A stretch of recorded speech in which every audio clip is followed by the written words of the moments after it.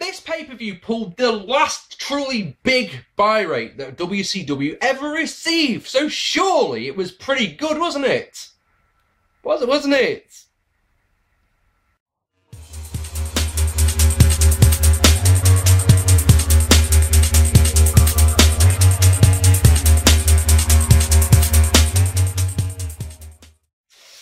Ladies and gentlemen, and welcome to this. It's another episode of 1999 Sucked Revisited. Tonight we're going to be taking a look at WCW Superbrawl 9 or Superbrawl 99. Your choice.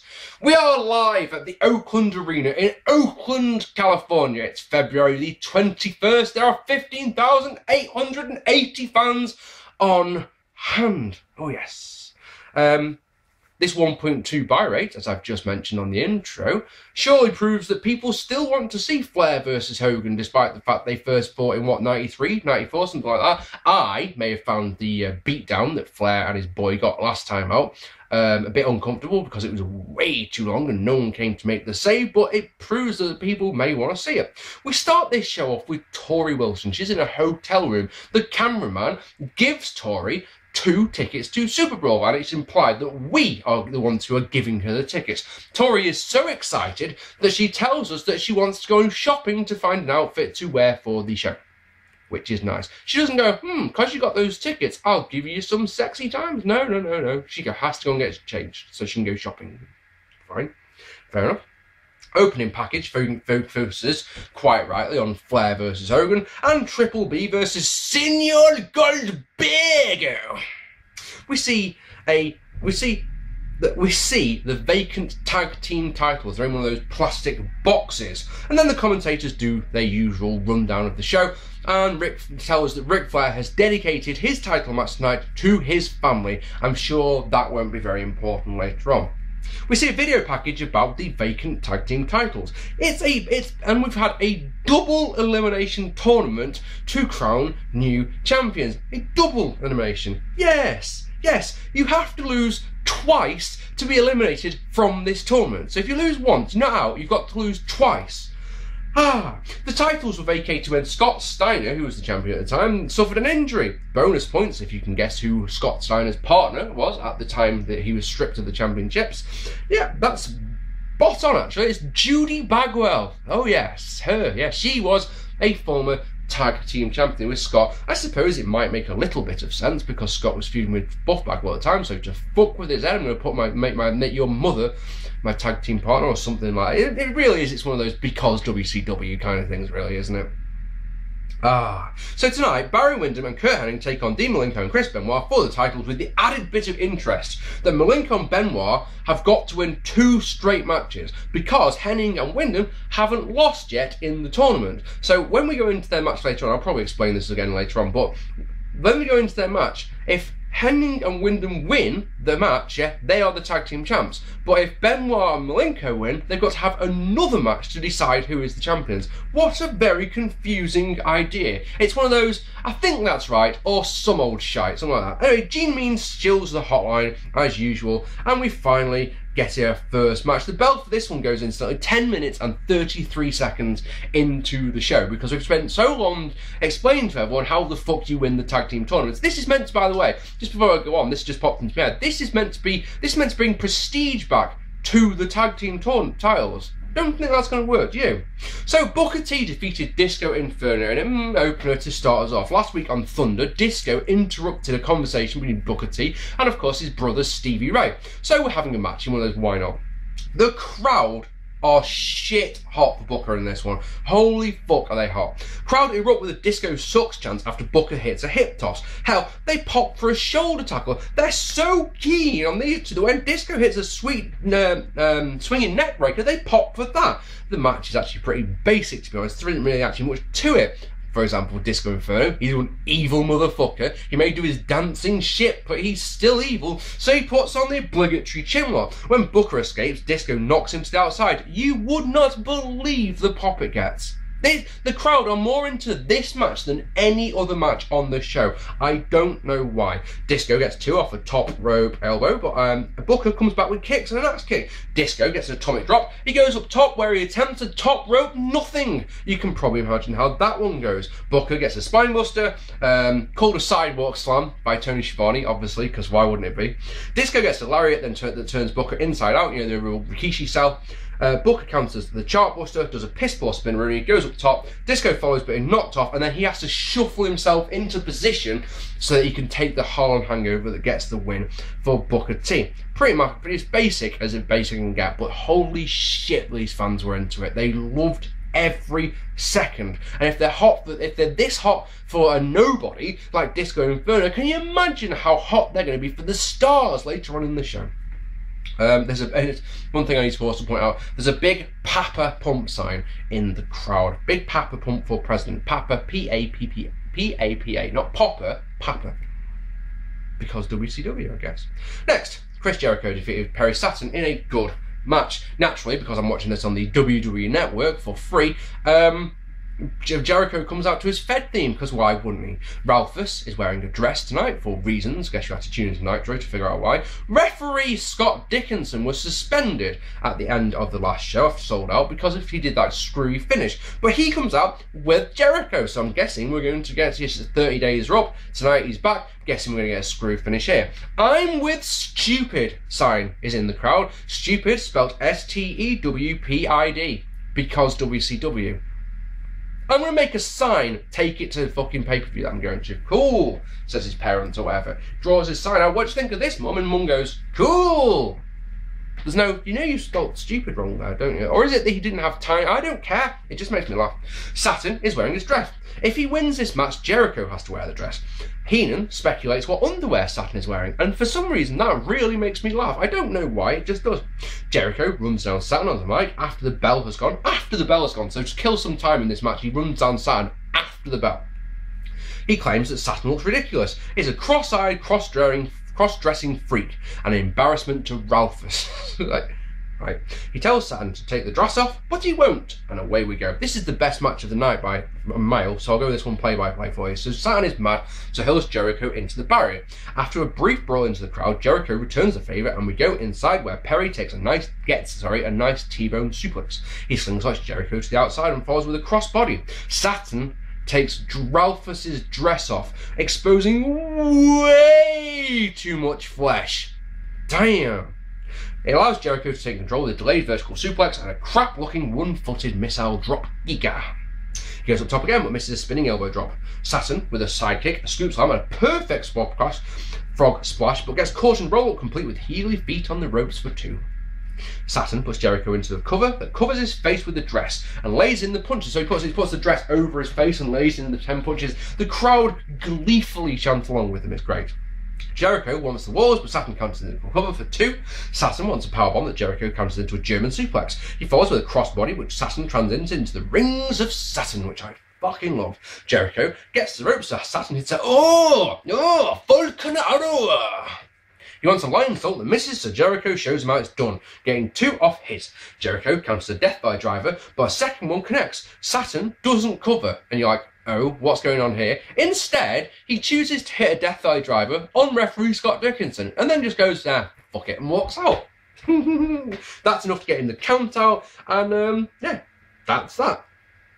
Maybe he likes wearing the dress, is all I've got heard. Referee comes round, counts out, giving Jericho the win at 11-17. Match was very back and forth. Both men have got a lot of offense here, which I really liked. And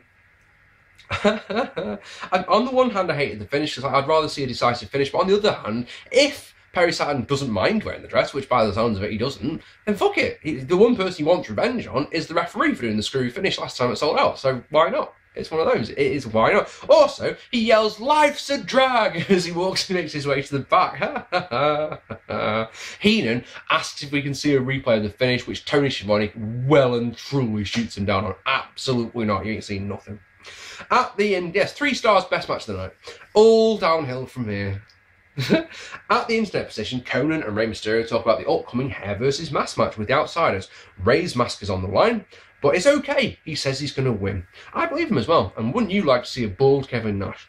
We then get a videotape for the upcoming DDP vs Scott Steiner match. Scott yells, "You've got nothing I want, nothing I need, but your wife wants me." So because of that, Steiner kidnaps Kimberly Page. Because WCW.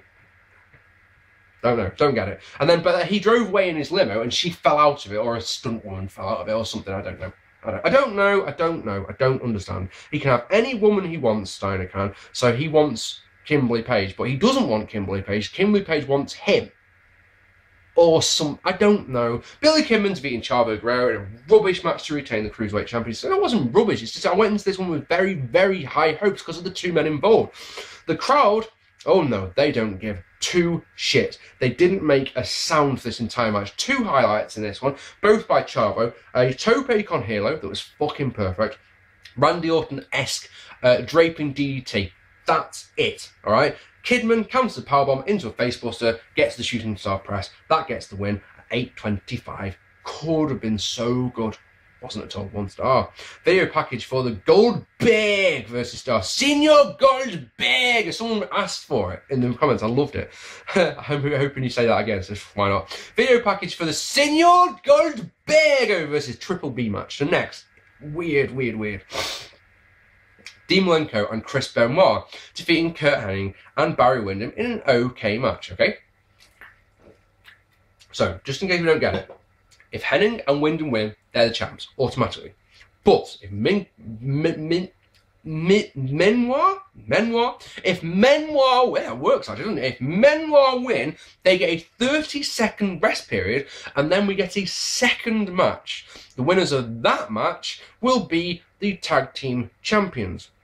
Seriously, lads, who thought double elimination was a good idea here? It's so confusing, and I can't understand why you're trying to bring prestige back to the tag team championships, and I get that bit, but I don't understand why they put on such a stupid rule, and it makes the tournament longer. Anyway, Heenan makes a great point that all 4 men have been in the Horsemen, which I liked, which of course Tony no-sells the shit out of. Shut up, Bobby.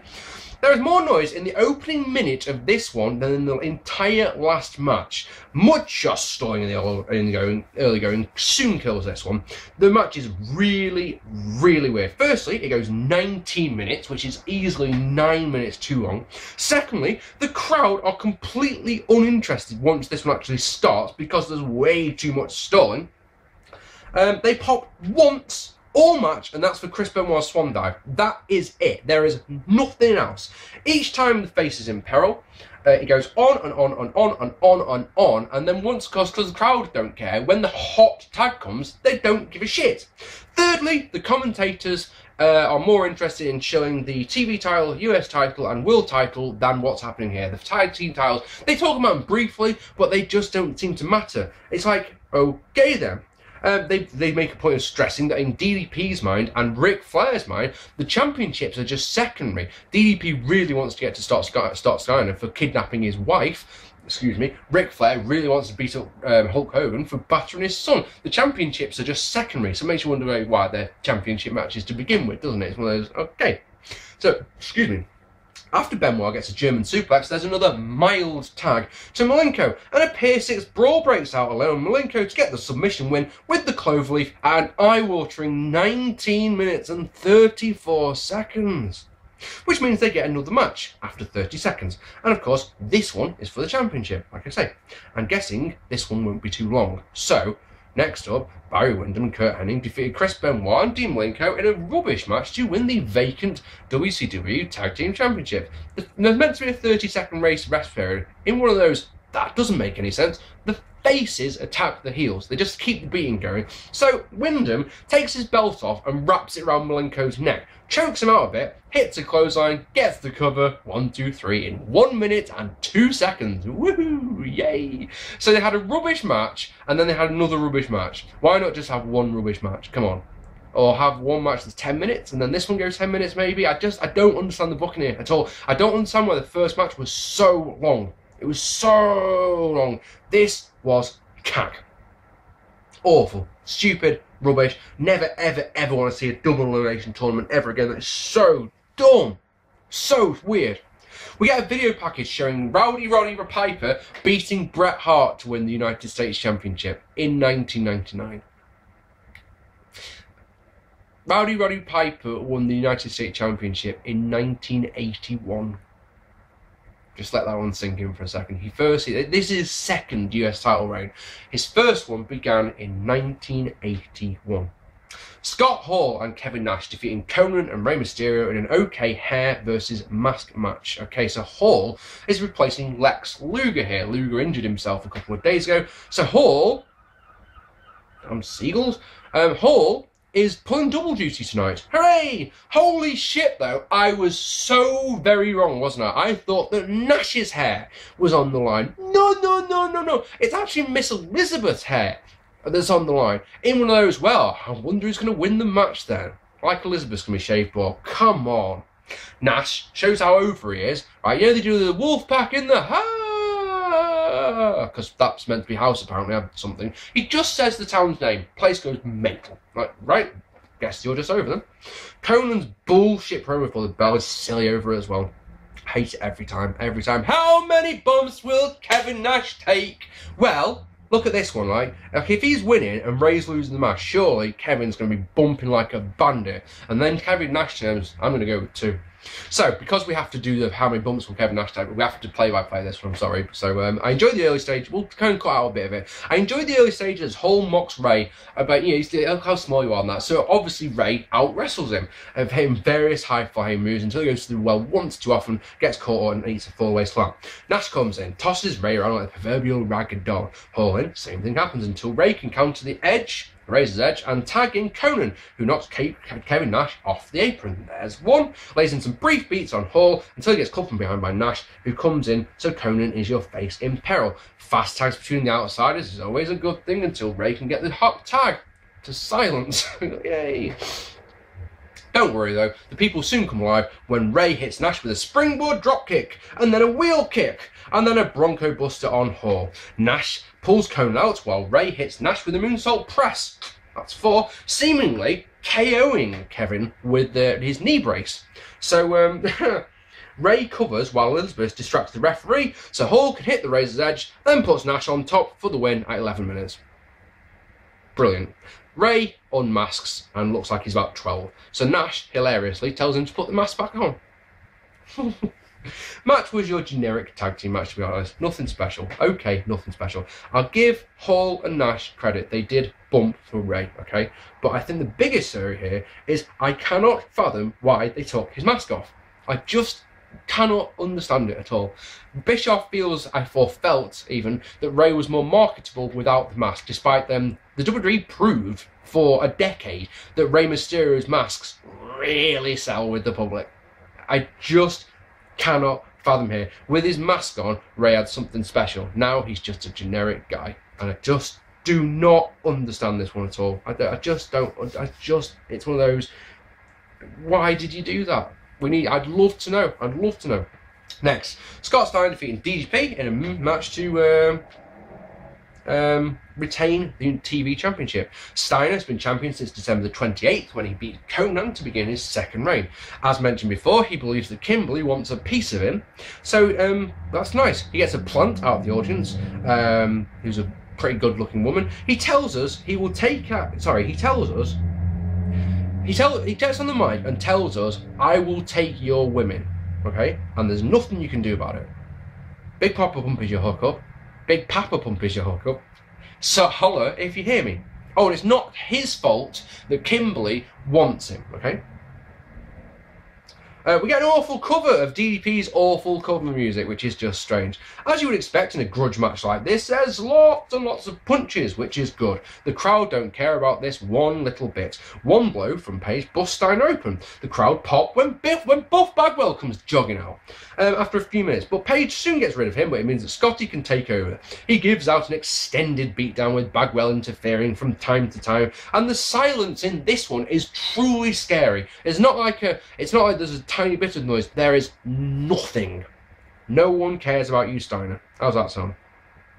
Fans do pop for a few things, like when Bagwell distracts the referee or even Steiner to bash Page in with a chair. Page low blows Steiner as he's trying to put the recliner on. He does this in plain view of the referee, to the point where when he does the low blow, the referee goes, "Ah!" Doesn't disqualify him, just goes, fuck it. What is it about WCW and DQs? Why do they just not exist? It makes no fucking sense. Buff thing undoes a turnbuckle pad. Scott was Frankenstein that looks good. Page gets a float over DDT that's good. It's called the Diamond Dream. I've never heard it called that before.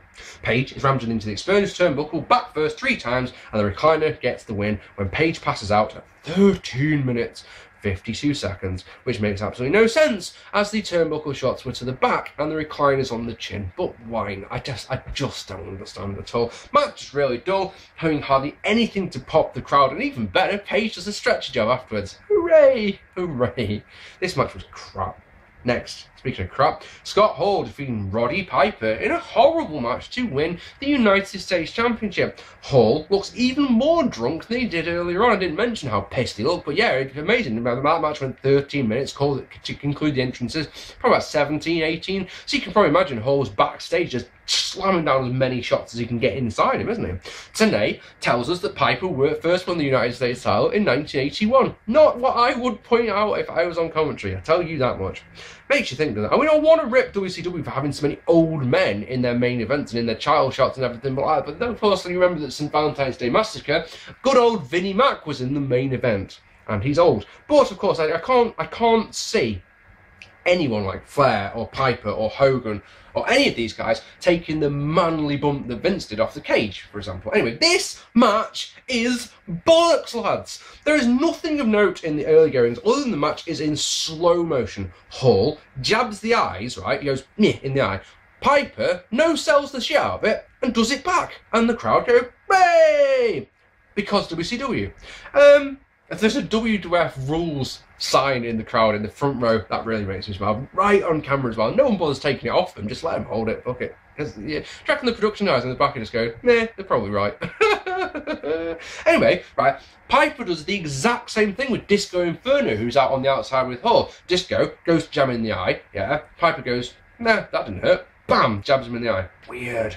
Piper looks so sad out there. He's clearly not in any condition to perform. I'm not talking about drugs, he just looks so wankered.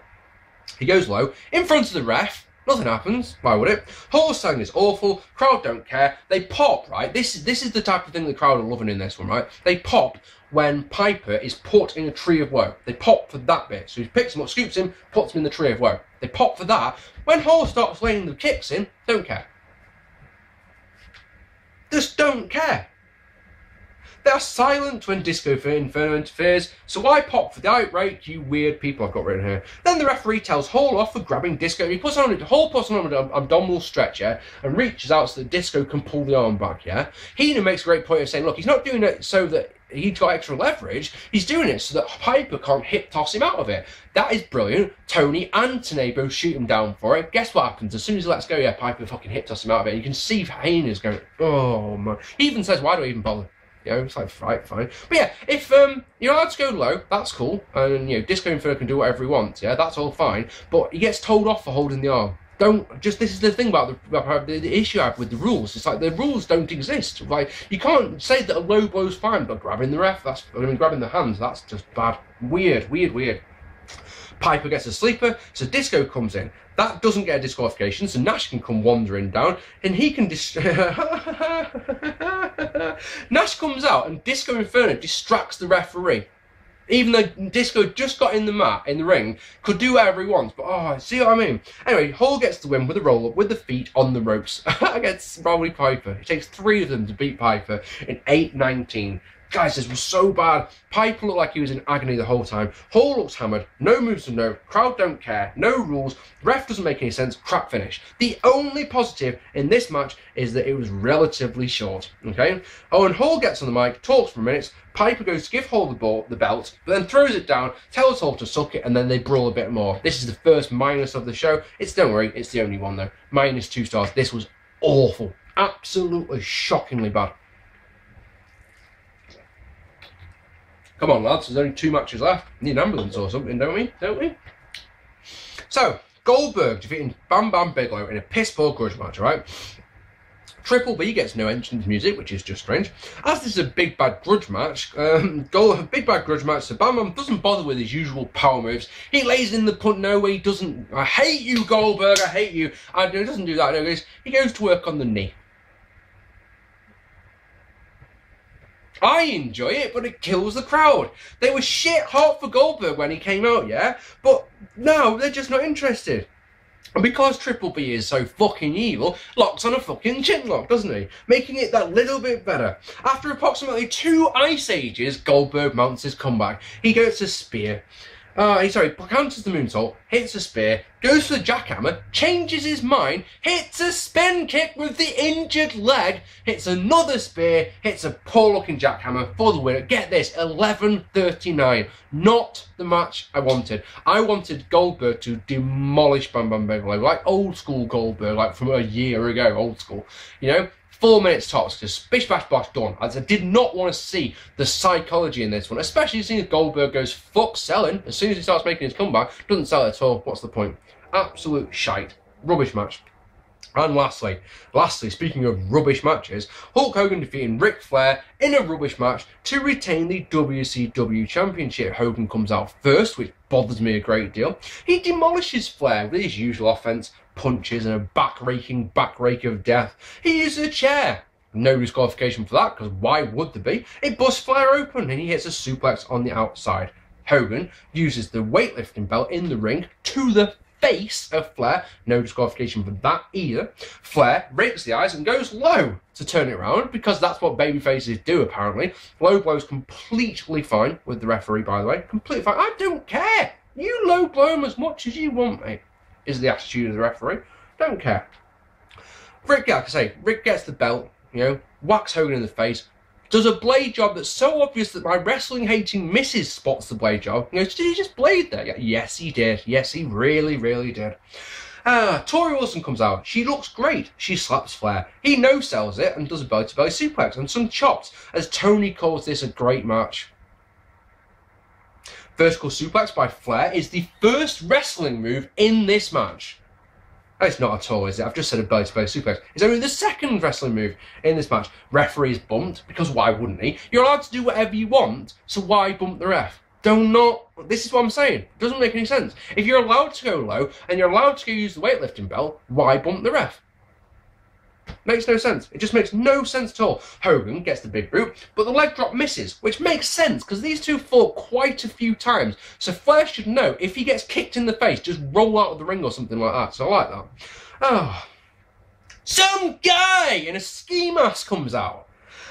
Heenan makes a point of saying, I think it's Bischoff. Whoever it is uses a taser on Ric Flair, allowing Hogan to pin him at 12 minutes and 53 seconds. Guys, this was freaking awful. 2 wrestling moves, rules that don't make any sense. Just book it as a no disqualification match if you're going to do finishes like this. Oh, and the guy is David Flair. Remember what I said at the very top of the show, yeah? Ric Flair is dedicating this match tonight to his family who don't give a shit. Ha ha ha ha ha. This company desperately needs new talent in its main event. Is the big thing that comes out of a show like this. The top of the card is so stale because the NWO win again. I was bored of the NWO a year ago. Now it's just like, it's switch over. It's like, what's happened over on the WF? Oh, Rock versus Mankind. Woohoo, cool. Yeah, this. Night and day. Just don't care. It's so boring. This took me 4 sessions to watch. Because it was just like, I'd watch a couple of matches and go, I've got better things to do with my time than this, all right? 3 out of 10 seems far, far too generous, all right? 2 out of 10 is what I'm going to go with. You know, this is crap. 1 good match. It's got a -1. It's got a dud one. It's not a good one. Just don't. It's just some people like to watch what I think of a show and then watch the show, or watch the show and then see what I think. Just go with what I say. So you don't need to see this. The worst part about this, guys, is you know it's going to get better. I know that Uncensored is shit, I know that Road Wild shit, and I know that Starcade shit, just off the top of my head. Alright? What's in between? The shows that I won't have reviewed, I'm sure of it. This was wank. I really hope you've enjoyed this, ladies and gentlemen. I'm going to do you Guilty as Charged 99 from ECW. That was in January of 1999, but I really want to get that one out of the way because I completely forgot about it, alright? Yes, next up in this series, Guilty as Charged 1999. I really hope you enjoyed this video. Please hit the subscribe button if you haven't already. Hit the like button if you haven't already. Leave me a lovely comment down below if you haven't already. Check out my Twitter page if you haven't already, and the Facebook, fuck it, we'll go the whole hog. And if you haven't already, check out my Facebook page. Please, more importantly than any of all of those, please share this video. Share it on your social media. Even if you've got no friends at all who are wrestling fans, they might just look at it and go, oh, am I checking that out? Or what's this he's sharing? Or something like that. Okay? That would mean the world. I've been Mark P. Thank you so much for watching, and I'll see you all very soon. Take it easy, guys.